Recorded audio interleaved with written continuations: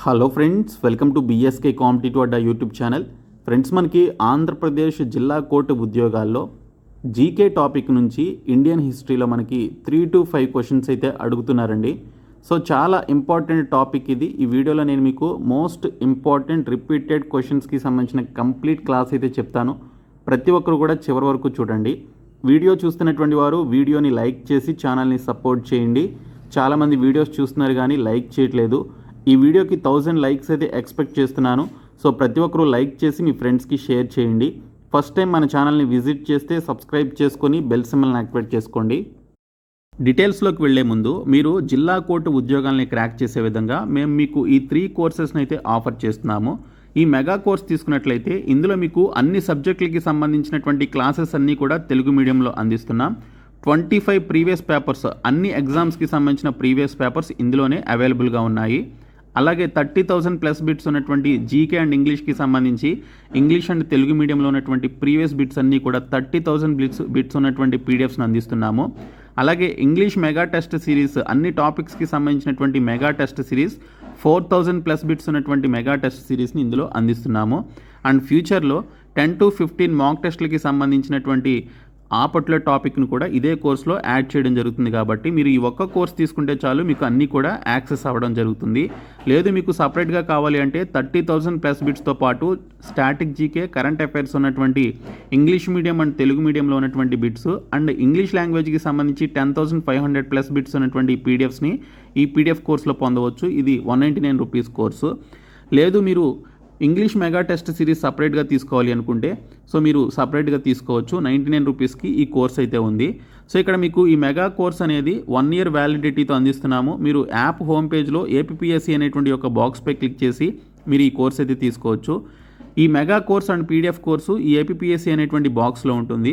English mega test series వచ్చేసి ఇక్కడ test series అని చెప్పేసి యాప్ హోమ్ పేజ్లో ఉంటుంది, అందులో మీరు తీసుకోవచ్చు. సో డిస్క్రిప్షన్లో బీఎస్కే జాబ్స్ అని చెప్పేసి యాప్ లింక్ ఉంటుంది, యాప్ని డౌన్లోడ్ చేసుకుని ఈ కోర్సెస్ తీసుకోండి. ఫ్రెండ్స్, ఇప్పుడు ఆంధ్రప్రదేశ్ జిల్లా కోర్టు రిటన్ ఎగ్జామినేషన్లో ఇండియన్ హిస్టరీ నుంచి మనకి అడగడానికి ఎక్కువ అవకాశం ఉన్నటువంటి మోస్ట్ ఇంపార్టెంట్ ప్రీవియస్ ఎగ్జామ్స్లో రిపీటెడ్గా అడిగినటువంటి కొన్ని ముఖ్యమైనటువంటి ప్రశ్నలు, వాటికి సంబంధించినటువంటి కంప్లీట్ ఎక్స్ప్లెనేషన్ అయితే చూద్దాము. సో ఫస్ట్ క్వశ్చన్ చూసుకుంటే, in the excavations of Harappan sites bones of camels have been founded అని చెప్పేసి అడిగారు. అంటే హరప్పా ప్రదేశాల తవ్వకాల్లో ఒంటెల ఎముకలు ఎక్కడ దొరికాయి అని చెప్పేసి మనకి ఇక్కడ క్వశ్చన్ అయితే రావడం జరిగింది. సో హరప్పా నాగరికతకి సంబంధించి హరప్పన్ సైట్స్ని ఎక్స్కవేషన్ చేసేటప్పుడు అంటే ఆ యొక్క ప్రదేశాలని తవ్వేటప్పుడు ఒంటెలకి సంబంధించినటువంటి ఎముకల్ని గుర్తించడం జరిగింది. ఇక్కడ మీరు ఇమేజ్లో చూడొచ్చు. సో ఇక్కడ ఆ ఒంటెల యొక్క ఎముకల్ని గుర్తించారనమాట. అయితే అవి గుర్తించినటువంటి ప్రాంతం ఏంటి అని చెప్పేసి అడిగారు. సో ఆ ప్రాంతం వచ్చేసి కాళీబాంగన్ అండి. సో ఈ కాళీబాంగన్ అనేటువంటి ప్రాంతంలో హరప్పా ప్రదేశాల తవ్వకాల్లో ఒంటెల ఎముకల్ని గుర్తించడం జరిగింది. సో దీనికి సంబంధించి చూస్తే మనం ఇక్కడ సింధులోయ నాగరికత ప్రదేశాల తవ్వకాల్లో కాళీబంగన్ వద్ద ఒంటె ఎముకలు లభించాయి అనేది మనకి ఉన్నటువంటి సోర్స్ అనమాట. సో నెక్స్ట్ క్వశ్చన్ వచ్చేసి, which of the following was one of the causes of Harappan decline? క్రింది వాటిలో హరప్పా క్షీణతకు కారణం ఏమిటి అని చెప్పేసి అడిగారు.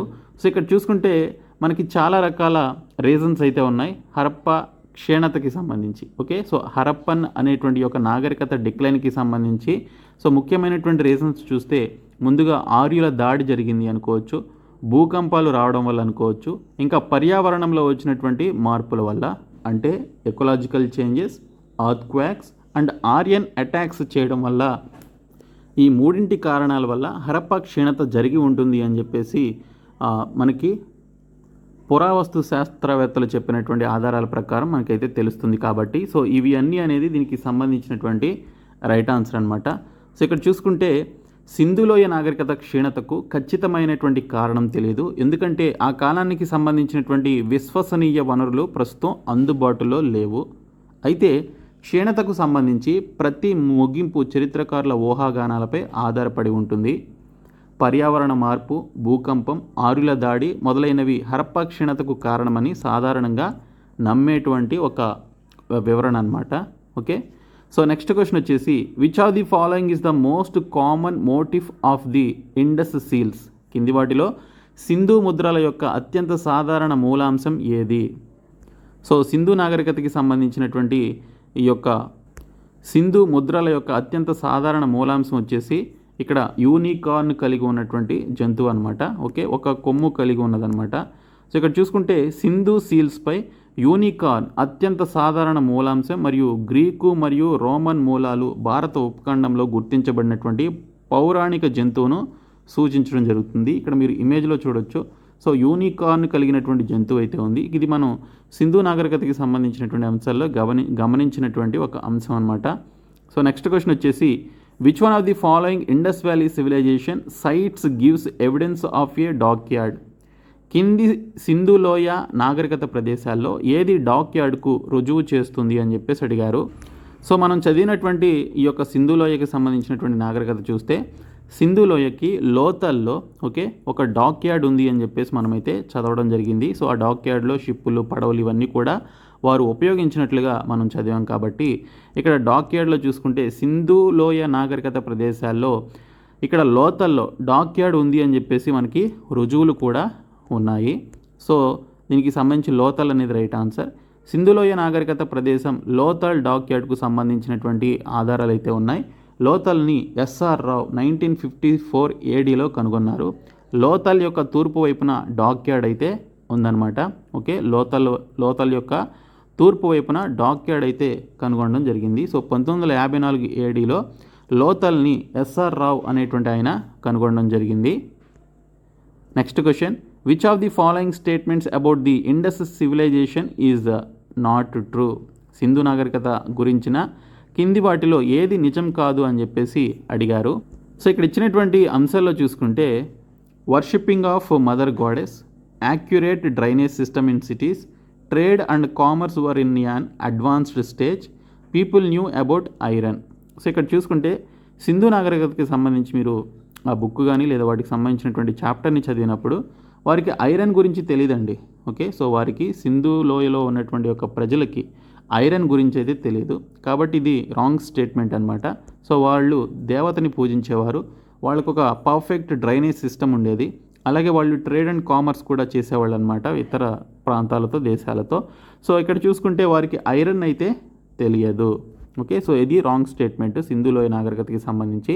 సో సింధులోయ నాగరికత పెద్ద సంఖ్యలో వాళ్ళు రాగి వస్తువుల్ని వాడేవారనమాట. సో సింధులోయ నాగరికతని తవ్వకాల్లో బయటపడినటువంటి వస్తువులు రాగి వస్తువులు గుర్తించబడ్డాయి తప్ప ఎక్కడ కూడా ఇనుమ వస్తువులు అయితే గుర్తించబడలేదు.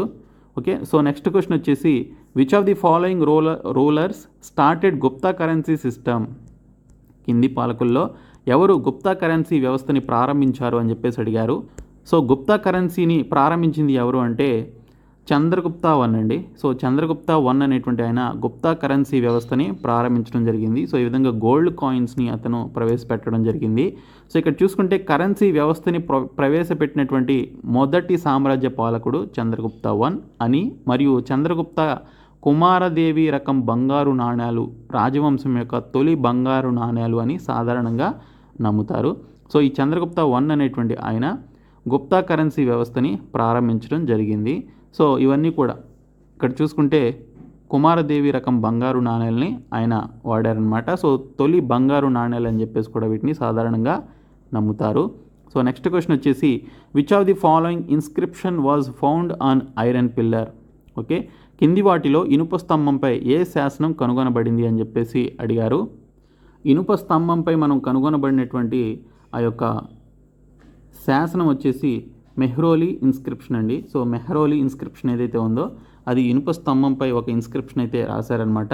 సో ఇక్కడ చూసుకుంటే దానికి సంబంధించిన ఎక్స్ప్లెనేషన్ ఢిల్లీలో ఉంది. ఇది ఢిల్లీలోని ఇనుప స్తంభంపై ఉన్నటువంటి పురాతన శాసనం. చంద్ర అనేటువంటి రాజు, ఇతను సాధారణంగా గుప్తా రాజవంశానికి చెందినటువంటి చంద్రగుప్త IIగా గుర్తించబడ్డాడు. ఓకే, సో మెహ్రోలీ అనేటువంటి శాసనం అయితే ఉంది. ఇది ఐరన్ పిల్లర్పై రాసినటువంటి, ఇనుప స్తంభంపై రాసినటువంటి ఒక శాసనం అనమాట. ఇది మెహ్రోలీలో గుర్తించబడింది. Next question who was Dhanvantari? Okay, Dhanvantari అంటే ఎవరు అని చెప్పేసి అడిగారు. సో ధన్వంతరి అంటే ఒక వైద్యుడు అండి. ఓకే, ధన్వంతరి అంటే ఒక వైద్యుడు లేదా ఒక ఫిజిషియన్ అని చెప్పేసి అంటారు. సో ఈయన చేతిలో ఈ పర్టికులర్ ఒక బుక్ అయితే ఉంటుంది, శంకు ఉంటుంది. అలాగే కొన్ని అంటే ఆయుర్వేదకి సంబంధించినటువంటి ట్రీట్మెంట్ ఇచ్చేవారు కాబట్టి ఆయన ఆయనకి సంబంధించి ఇక్కడ కొన్ని లీవ్స్ ఉండే అనమాట, ఆకులు. ఇంకా మరొక చేతిలో ఆయన అమృతం అనేటువంటి యొక్క పర్టికులర్ బాక్స్ని పట్టుకొని ఉండేవారు. సో ధన్వంతరి అంటే ఒక వైద్యుడు అనమాట. సో ధన్వంతరి 4 చేతులతో విష్ణువుగా చిత్రీకరించబడింది. సో ధన్వంతరి అంటే ఆయన విష్ణుదేవుడిని పూజించేవారనమాట. సో విష్ణుదేవుడు ఇక్కడ ధన్వంతరిగా పిలిచేవారు. ఒక చేతిలో వైద్య మూలికలు ఉండేవి. సో ఇవి వైద్య మూలికలు. మరొక చేతిలో అమృతం అనేటువంటి పునరుజ్జీవన మకరందాన్ని కలిగి ఉన్నటువంటి కుండను పట్టుకొని ఉన్నాడు. అతను తరచుగా లేఖనాల కంటే చేతిలో జలగతో చూపబడతారు అని చెప్పేసి ఇక్కడ మనకి ఇన్ఫర్మేషన్ అయితే ఉంది. సో లేఖనాలు కూడా ఆయన చేతిలో ఉండేవి. మరొక చేతిలో శంకు అయితే ఉంటుంది. సో ధన్వంతరి అంటే ఒక వైద్యుడు అనమాట, a physician. Okay. So next question వచ్చేసి, where was the centre of higher education during Gupta period? గుప్తుల కాలంలో ఉన్నత విద్యా కేంద్రం ఎక్కడ ఉంది అని చెప్పేసి అడిగారు. సో గుప్తుల కాలంలో ఉన్నత విద్యా కేంద్రం నలందాలో ఉందండి. సో ఫేమస్ యూనివర్సిటీ కదా నలంద యూనివర్సిటీ. సో గుప్తుల కాలంలో నలంద ఉన్నత విద్యా కేంద్రంగా ఉండేది. గుప్తుల కాలంలో నలంద అనేది ఉన్నత విద్యా కేంద్రంగా ఉండేది. బీహార్లోని రాజగృహ సమీపంలో ఉన్నటువంటి నలంద బౌద్ధ విద్యలో అత్యున్నతమైనటువంటి స్థానం అయితే పొందింది. ఇది కుమారగుప్తా 414 నుంచి 445 ఏడీ పాలనలో బౌద్ధ విహారంగా స్థాపించబడింది. ఓకే. సో ఇది కుమారగుప్తా 1 సమయంలో దీన్ని స్థాపించారనమాట, ఈ యొక్క నలంద యూనివర్సిటీని. ఈ నలంద యూనివర్సిటీని ఎవరి కాలంలో స్థాపించారని చెప్పేసి కూడా అడుగుతారు. సో ఎవరి కాలంలో స్థాపించారంటే కుమారగుప్తా 1 టైంలో స్థాపించారు. 414 టు 445 ఏడీలో దీన్ని స్థాపించడం జరిగిందనమాట. ఒక బౌద్ధ విహారంగా దీన్ని స్థాపించారు. గుప్తుల కాలంలో నలంద అనేది ఒక ఉన్నత విద్యా కేంద్రంగా ఉండేది. ఇది బీహార్లో అయితే ఉంది. రీసెంట్గా దీన్ని రెనోవేట్ చేసి జపాన్ అండ్ ఇండియా అండ్ ఇంకా 3-4 దేశాలు కలిసి దీన్ని రెనోవేట్ చేసి స్టార్ట్ కూడా చేశారనమాట దీన్ని. ఓకే. సో నెక్స్ట్ క్వశ్చన్ వచ్చేసి, who destroyed the Nalanda university in 1202 ఏడీ? 1202 ఏడీలో నలంద విశ్వవిద్యాలయాన్ని ఎవరు ధ్వంసం చేశారు అని చెప్పేసి అడిగారు. సో రైట్ ఆన్సర్ వచ్చేసి బక్తియార్ ఖిల్జీ అనేటువంటి ఈ యొక్క రాజు ఎవరైతే ఉన్నారో ఈ బక్తియార్ ఖిల్జీ అనేటువంటి అతను 1202 సంవత్సరం ఏడీలో నలంద విశ్వవిద్యాలయాన్ని ధ్వంసం చేయడం జరిగిందనమాట. సో ఇక్కడ చూస్తే క్రీస్తు శకం 1202లో బక్తియార్ ఖిల్జీ నలంద విశ్వవిద్యాలయాన్ని ధ్వంసం చేశాడు. ఉత్తర భారతదేశాన్ని జయించాలనేటువంటి ప్రచారంలో భాగంగా ఖిల్జీ నలందాను లక్ష్యంగా చేసుకొని ఆ యొక్క బ్యూటిఫుల్ యూనివర్సిటీని ధ్వంసం చేయడం జరిగింది. Next question, who was the president of Congress when Mahatma Gandhi launched the quit India movement in 1942? Okay. 1942 సంవత్సరంలో మహాత్మా గాంధీ క్విట్ ఇండియా ఉద్యమాన్ని ప్రారంభించినప్పుడు కాంగ్రెస్ అధ్యక్షుడు ఎవరు అని చెప్పేసి అడిగారు. సో అప్పుడు కాంగ్రెస్ అధ్యక్షుడిగా ఎవరున్నారు అంటే ఐఎన్సీకి సంబంధించి అబుల్ కలాం ఆజాద్ 1942లో ఐఎన్సీకి సంబంధించి ప్రెసిడెంట్గా ఉన్నారనమాట. సో 1942లో క్విట్ ఇండియా ఉద్యమాన్ని మహాత్మా గాంధీ ప్రారంభించినప్పుడు ఐఎన్సీకి సంబంధించి ఇండియన్ నేషనల్ కాంగ్రెస్కి సంబంధించినటువంటి అధ్యక్షుడు ఎవరంటే అబుల్ కలాం ఆజాద్ అండి. సో ఐఎన్సీకి సంబంధించినటువంటి అధ్యక్షుల నుంచి మనకి క్వశ్చన్స్ అయితే వస్తాయి. రీసెంట్గా తెలంగాణ కోర్ట్ ఎగ్జామినేషన్లో first women president of INC అని చెప్పేసి అడిగారు. సో అనిబిసెంట్ కదా. సో అనిబిసెంట్ గురించి క్వశ్చన్ అయితే వచ్చింది. సో ఇలాగ కొన్ని క్వశ్చన్స్ మనకి ఐఎన్సీ నుంచి, ఐఎన్సీ ఎప్పుడు ఫౌండ్ చేశారు, ఎప్పుడు స్థాపించారు, ఎవరు దాని యొక్క మొదటి ప్రెసిడెంట్ ఎవరు, ఫస్ట్ ముస్లిం ప్రెసిడెంట్ ఎవరు, ఫస్ట్ ఉమెన్ ప్రెసిడెంట్ ఎవరు, ఫస్ట్ ఇండియన్ ఉమెన్ ప్రెసిడెంట్ ఎవరు, అలాగే నేతాజీ సుభాష్ చంద్రబోస్ ఎప్పుడు ప్రెసిడెంట్ అయ్యారు, మహాత్మా గాంధీ ఐఎన్సీకి కొంతకాలం ప్రెసిడెంట్గా పనిచేశారు, సో అది ఏ సంవత్సరం, ఇలాగ చాలా క్వశ్చన్స్ ఉంటాయి. ఆ టాపిక్ పైన కూడా, ఓన్లీ ఐఎన్సీకి సంబంధించిన టాపిక్ పైన కూడా నేను రాబోయేటువంటి రోజుల్లో వీడియో అయితే చేస్తాను. సో మీరు మన ఛానల్ని ఫాలో అవ్వండి. అండ్ మేము మీకు 499 రూపీస్ మెగా కోర్స్ ప్రొవైడ్ చేస్తున్నాం కదా, అందులో మీకు పీడిఎఫ్ కోర్సెస్ ఉంటాయి వీడియో క్లాసెస్తో పాటు, అండ్ మెగా టెస్ట్ సిరీస్ ఇంగ్లీష్తో పాటు. సో ఆ పీడిఎఫ్ కోర్సెస్లో ఈ ఐఎన్సీకి సంబంధించినటువంటి బిట్స్ పీడిఎఫ్ కూడా ఉంటుంది. సో మీరు చదవండి, ఖచ్చితంగా ఒక బిట్ అయితే వస్తుంది. అలాగే మేము మీకు 199 రూపీస్ పీడిఎఫ్ కోర్సు సపరేట్గా ఇస్తున్నాము. ఫుల్ కోర్స్ మెగా కోర్స్ అవసరం లేదనుకున్నటువంటి వారికి పీడిఎఫ్ కోర్స్ కూడా ఇస్తున్నాం. అది తీసుకుంటే మీకు చాలా చాలా హెల్ప్ అవుతుందండి. మీకు ఎగ్జామ్ రాసిన తర్వాత మీకు ఖచ్చితంగా మీరు ఫీల్ అవుతారు చాలా బాగా యూజ్ అయ్యాయని. సో మీకు ఇంట్రెస్ట్ ఉంటే ఖచ్చితంగా తీసుకోండి. ఓకే. సో దీనికి సంబంధించినటువంటి ఇన్ఫర్మేషన్ చూస్తే 1942 సంవత్సరంలో మహాత్మా గాంధీ క్విట్ ఇండియా ఉద్యమాన్ని ప్రారంభించినప్పుడు అబుల్ కలాం ఆజాద్ కాంగ్రెస్ అధ్యక్షుడిగా పనిచేశారు. Okay. So next question, which of the following parties did not support quit India movement? కింది వాటిలో క్విట్ ఇండియా ఉద్యమాన్ని ఉద్యమానికి మద్దతు ఇవ్వని పార్టీ ఏది అని చెప్పేసి అడిగారు. సో మద్దతు ఇవ్వని పార్టీ ఏంటనే చూస్తే the communist party of India వారు ఈ క్విట్ ఇండియా మూమెంట్కి మద్దతు ఇవ్వలేదు. ది హిందూ మహాసభ వారు క్విట్ ఇండియా మూమెంట్కి మద్దతు ఇవ్వలేదు. అలాగే the unionist party of Punjab వారు కూడా మద్దతు అయితే ఇవ్వలేదన్నమాట. సో పైన ఉన్నటువంటి ఈ యొక్క 3 పార్టీస్ మద్దతు ఇవ్వలేదు కాబట్టి so all of the above అనేది రైట్ ఆన్సర్. సో పైవన్నీ అనేది రైట్ ఆన్సర్ దీనికి సంబంధించి. సో పైన ఇచ్చినటువంటి పార్టీలన్నీ కూడా క్విట్ ఇండియా ఉద్యమానికి మద్దతు అయితే ఇవ్వలేదు. సో నెక్స్ట్ క్వశ్చన్ వచ్చేసి direct action day was observed by Muslim league on. Muslim league ఆధ్వర్యంలో ప్రత్యక్ష కార్యాచరణ దినోత్సవాన్ని ఎప్పుడు నిర్వహించారని చెప్పేసి అడిగారు. సో ఈ యొక్క ముస్లిం లీగ్ ఆధ్వర్యంలో ప్రత్యక్ష కార్యాచరణ దినోత్సవాన్ని ఎప్పుడు నిర్వహించారంటే 16th August 1946న ఈ direct action day, okay, direct action డేని ముస్లిం లీగ్ వారు దీన్ని నిర్వహించడం జరిగిందనమాట. ఇది చాలా ఇంపార్టెంట్ బిట్టు. 16th August 1946న ముస్లిం లీగ్ ఆధ్వర్యంలో డైరెక్ట్ యాక్షన్ డే అనేటువంటి ఒక దినోత్సవాన్ని వారు నిర్వహించడం జరిగింది. సో ఇక్కడ చూసుకుంటే 1946 ఆగస్టు 16న ముస్లిం లీగ్ డైరెక్ట్ యాక్షన్ డేని జరుపుకుంది. గ్రేట్ కోల్కతా హత్యలు అని కూడా పిలువబడేటువంటి డైరెక్ట్ యాక్షన్ డేని కలకత్తా నగరంలో, ప్రస్తుతం కోల్కతా అని పిలుస్తారు, హిందువులు మరియు ముస్లింల మధ్య విస్తృతమైనటువంటి అల్లర్లు మరియు నరహత్యలు జరిగాయన్నమాట. సో బ్రిటిష్ ఇండియాలోని బెంగాల్ ప్రావిన్స్గా అది ఉండేది. సో ఈరోజు the week off the long knives అని పిలువబడేటువంటి ప్రాంతంగా కూడా దాన్ని గుర్తించడం జరిగింది. Next question, who said క్రిప్స్ proposals were A post dated check of A crashing bank అని చెప్పేసి అన్నారు. Okay, so who said క్రిప్స్ proposals were A post dated check of A crashing bank అని చెప్పేసి అని అన్నది ఎవరు? ఓకే, క్రిప్స్ ప్రతిపాదనలు క్రాష్ అవుతున్నటువంటి బ్యాంక్ యొక్క పోస్ట్ డేటెడ్ చెక్ అని చెప్పేసి ఎవరన్నారు అంటే మహాత్మా గాంధీ అన్నారనమాట. సో మహాత్మా గాంధీ యొక్క స్టేట్మెంట్ అయితే ఇవ్వడం జరిగింది. సో మహాత్మా గాంధీ క్రిప్స్ యొక్క ప్రతిపాదనలు క్రాష్ అవుతున్నటువంటి బ్యాంక్ యొక్క పోస్ట్ డేటెడ్ చెక్ అని అన్నారు. దేశంలోని ప్రధాన రాజకీయ పార్టీలు క్రిప్స్ ప్రతిపాదనల్ని తిరస్కరించాయి. గాంధీ క్రిప్స్ ప్రతిపాదనల్ని పోస్ట్ డేటెడ్ చెక్ అని చెప్పేసి పిలవడం జరిగింది. Next question, which of the following Bengali writers was the first to suggest the adoption of Hindi as India's national language?